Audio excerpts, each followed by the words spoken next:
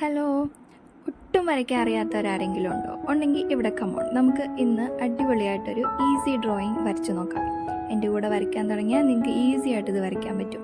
അപ്പോൾ video last വരെ കാണണം എല്ലാവരും. ഓക്കെ, ആദ്യം നമ്മൾ എടുത്തേക്കുന്നത് ഒരു ഗ്രീൻ കളറാണ്. ഗ്രീൻ കളറിൽ ഞാനൊരു ലൈറ്റായിട്ട് ബ്ലാക്കും കൂടെ മിക്സ് ചെയ്തപ്പോൾ നമുക്കൊരു ഡാർക്ക് ഗ്രീൻ, ഒരു ബ്ലാക്കിഷ് ഷെയ്ഡ് വരുന്നുണ്ട്. അപ്പോൾ അതാണ് ഞാൻ ആദ്യം ബാക്ക്ഗ്രൗണ്ടായിട്ട് കൊടുത്തേക്കുന്നത്.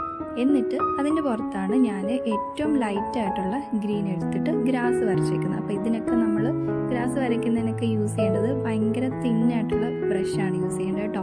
എൻ്റെ കയ്യിൽ അത്രയും തിന്നായിട്ടുള്ളതില്ലായിരുന്നു, അതുകൊണ്ടാണ് കുറച്ചൊരു തിക്നെസ് വന്നിരിക്കുന്നത്.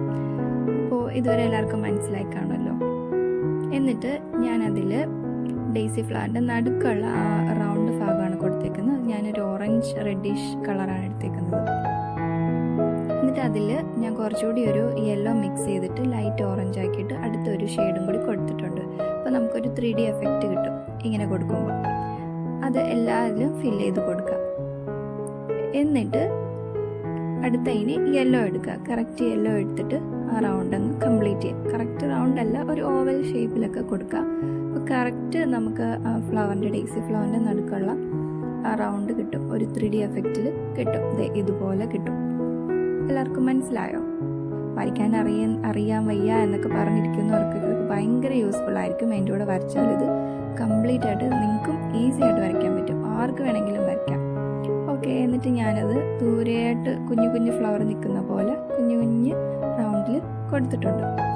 എന്നിട്ട് ഇനി ഈ ഡ്രോയിങ്ങിൻ്റെ ഏറ്റവും ഇമ്പോർട്ടൻറ്റ് പാർട്ടായിട്ടുള്ള ഫ്ലവർ വരയ്ക്കാം. ഫ്ലവറിൻ്റെ പെറ്റൽസാണ് വരയ്ക്കുന്നത്. അതിന് ഞാൻ കറക്റ്റ് ഡെയ്സി ഫ്ലവർ വൈറ്റ് ആയതുകൊണ്ട് വൈറ്റ് കളർ എടുത്തേക്കുന്നത്. നമുക്കൊരു ഫ്ലവർ ഇങ്ങനെ ചരിഞ്ഞ് നിൽക്കുന്ന പോലെ ഫീൽ ചെയ്യാൻ വേണ്ടിയിട്ടാണ് ഞാൻ ഒരു സൈഡിലുള്ള ഇതളുകൾ, അതായത് അതിൻ്റെ പെറ്റൽസ് ചെറിയ, അതായത് ഭയങ്കരമായിട്ട് ചെറുതായിട്ട് വരച്ചിട്ടും ഒരു സൈഡിലുള്ളത് വലിയ പെറ്റൽസായിട്ട് വരച്ചേക്കുന്നത്. അപ്പം നമുക്കൊരു ചരിഞ്ഞ് നിൽക്കുന്ന ഒരു ഫീൽ കിട്ടും ഫ്ലവർ. ഓക്കെ, അങ്ങനെ ഓരോ റൗണ്ടിന് ചുറ്റും നമുക്ക് ഈ ഇതളുകൾ പെറ്റൽസ് ഫില്ല് ചെയ്ത് കൊടുക്കാം. ഞാൻ ഭയങ്കര എക്സ്പേർട്ടൊന്നും അല്ല കേട്ടോ ഡ്രോയിങ്ങിൽ.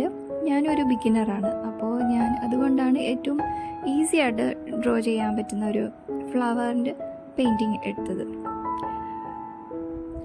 എല്ലാവരും ഇഷ്ടപ്പെട്ടെങ്കിൽ ചാനലൊന്ന് ലൈക്ക് ചെയ്യണം, സബ്സ്ക്രൈബ് ചെയ്യണം, കമൻറ്റ് ചെയ്യണം കേട്ടോ. ഇതുപോലുള്ള യൂസ്ഫുൾ വീഡിയോസൊക്കെ ഇനി വേണമെങ്കിൽ നിങ്ങൾ കമൻറ്റ് ചെയ്യുക.